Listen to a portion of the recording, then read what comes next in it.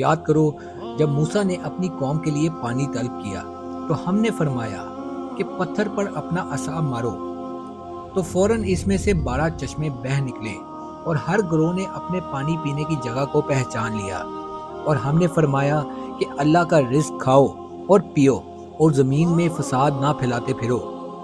اور جب تم نے کہا اے موسیٰ ہم ایک کھانے پر ہرگز صبر نہیں کر سکتے، لہٰذا آپ اپنے رب سے دعا کیجئے کہ ہمارے لیے وہ چیزیں نکالیں جو زمین اگاتی ہے، جیسے ساگ اور ککڑی اور گندم اور مسور کی دال اور پیاز۔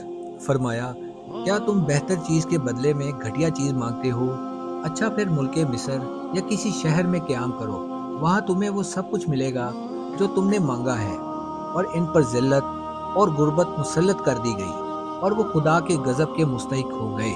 یہ ذلت و غربت اس وجہ سے تھی کہ وہ اللہ کی آیتوں کا انکار کرتے تھے اور انبیاء کو ناحق شہید کرتے تھے، اور یہ اس وجہ سے تھی کہ انہوں نے نافرمانی کی اور وہ مسلسل سرکشی کرتے رہے تھے۔